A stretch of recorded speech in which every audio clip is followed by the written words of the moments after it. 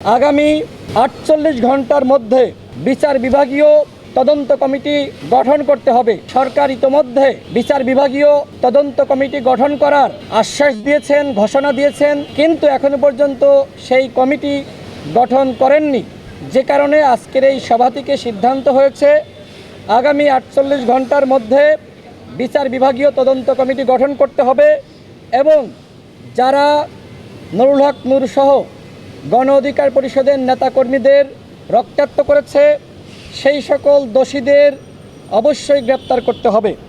আমাদের মধ্যে যে বিভাজন এবং আমরা একে অপরকে ঘায়েল করার জন্য যে ধরনের প্রতিযোগিতায় লিপ্ত হয়েছিলাম, আমাদের এই বিভাজনের সুযোগেই মূলত নুরুল হক নূরের উপর হামলা করা হয়েছে। এইটা ছিল একটি বলা যায় যে ফার্স্ট কেস হিসেবে যে দেখা যাক কি হয়। সেক্ষেত্রে পুনরায় ফ্যাসিবাদ বিরোধী শক্তির মধ্যে একতা তৈরি করা, সেই বিষয়ে আমরা সবাই একমত পোষণ করেছি। নুরুল হক নূরের উপর এবং গণ অধিকার পরিষদের নেতাকর্মীদের উপরে যে হামলা হয়েছে তার প্রতিবাদে শহীদ মিনারে একটি সংহতি সমাবেশের আয়োজন করা এবং সেই সমাবেশে আজকের এই সমাবেশে উপস্থিত 22টি দল তারা থাকার ব্যাপারে একমত পোষণ করেছে। অর্থাৎ শহীদ মিনারে যে কর্মসূচি হবে সেই কর্মসূচি হবে ফ্যাসিবাদ বিরোধী শক্তির কর্মসূচি। আপনাদের সামনে আমি এই 5টি বিষয় তুলে ধরলাম। এই 5টি বিষয়ে আমরা সবাই একমত পোষণ করেছি।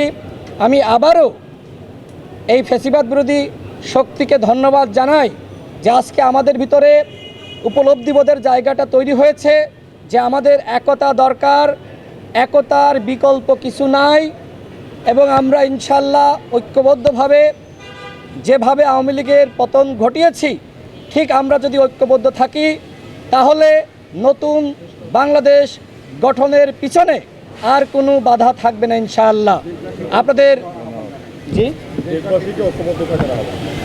আজকের এই সভা থেকে আমরা যে আলোচনা করেছি পুরো জাতিকে ঐক্যবদ্ধ থাকতে হবে এবং একই সাথে নুরুল হক নূর এখনো পর্যন্ত হাসপাতালে, আমাদের অসংখ্য সহযোদ্ধা হাসপাতালে, আপনারা সবাই তাদের জন্য দোয়া করবেন। আমি আবারও আন্তরিকভাবে দুঃখ প্রকাশ করছি যে সিনিয়র নেতৃবৃন্দ আমার পাশে এবং পিছনে আছেন। তারপরেও আমি আপনাদের সামনে আজকের এই সভার সভাপতি হিসেবে এই বক্তব্য পাঠ করে শোনালাম। এটি শুধু আমার বক্তব্য না, এই বক্তব্য আমাদের সবার বক্তব্য। আমরা এখন হাতে হাত তুলে আপনাদের সামনে একটু জাতিকে দেখাতে চাই যে আমরা ঐক্যবদ্ধ, পুরো জাতি ঐক্যবদ্ধ হন। আমরা আজকে ঐক্যবদ্ধ হয়েছি, পুরো জাতির প্রতি আমাদের আহ্বান, আপনারা ঐক্যবদ্ধ হন। ইনশাল্লাহ বিজয় আমাদের সুনিশ্চিত।